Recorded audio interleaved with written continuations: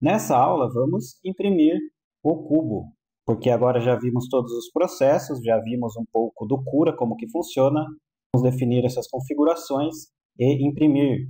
Primeira etapa, criamos o cubo no FreeCAD. Agora vamos para o Cura, para o fatiamento. Nós já temos a impressora aqui configurada, definimos PLA, definimos aqui o bico, que é 0.5.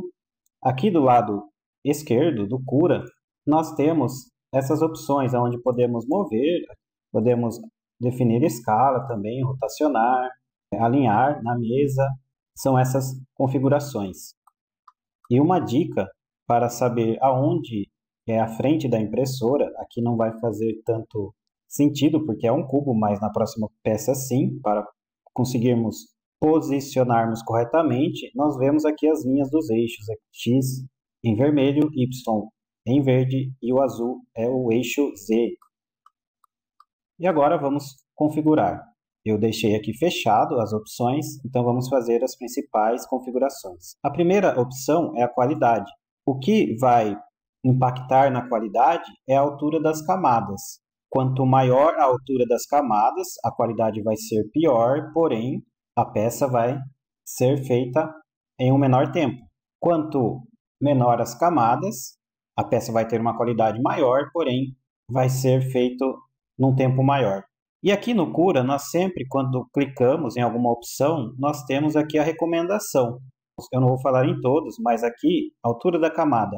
A altura das camadas em milímetro, valores mais altos produzem impressões mais rápidas em resoluções baixas. Valores mais baixos produzem impressão mais lentas em resolução mais alta. Aquilo que eu comentei. Recomenda-se não deixar a altura da camada maior que 80% do diâmetro do bico, porque também a altura da camada ela interfere na solda, ou seja, na junção de uma camada sobre a outra.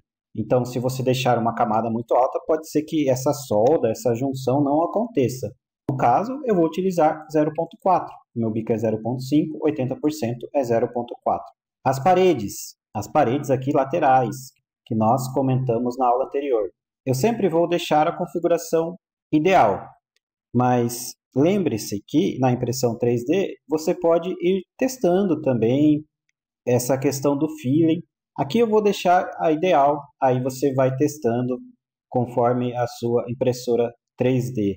Se você quer uma peça não tão resistente ou uma peça com mais resistência, vamos deixar as configurações ideais. Então as paredes, espessura 1,5, vai ser feito 3 camadas, ou seja, porque o bico é 0,5, nós vamos ter 0,5 vezes 3, que vai dar uma espessura de 1,5.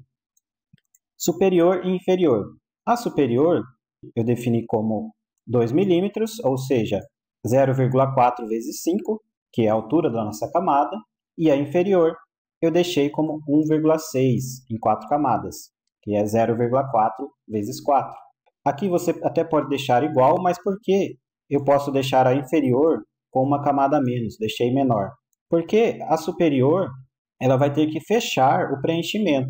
Isso não vai acontecer na inferior, então nós podemos definir uma camada a menos. O preenchimento, vou deixar 10%, já vamos ver a resistência da peça, como vai ficar, apenas 10%. O material, que é a temperatura de impressão e a temperatura da mesa, eu vou deixar 230 e 60 graus a da mesa, 230 a temperatura de impressão e 60 graus a temperatura da mesa. A velocidade, conforme eu já comentei, que a minha impressora ela trabalha numa velocidade baixa, então eu defini tudo como 60 milímetros por segundo. Tanto a velocidade das paredes, superior, inferior, velocidade do preenchimento.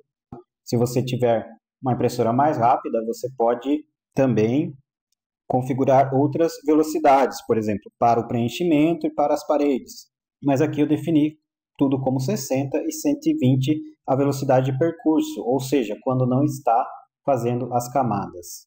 Aqui é como está configurado a distância da retração para a minha impressora, que é de 1 milímetro e a velocidade está como 25.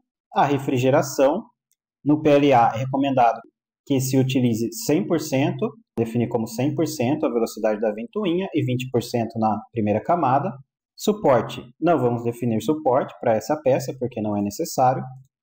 Aderência à mesa, eu defini o skirt em 6 camadas, porque é uma peça baixa, apenas para regular o fluxo.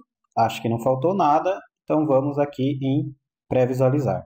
Temos a aderência, já conseguimos ver aqui as 3 camadas das paredes, as 4 camadas iniciais aqui da base, nós definimos como 4.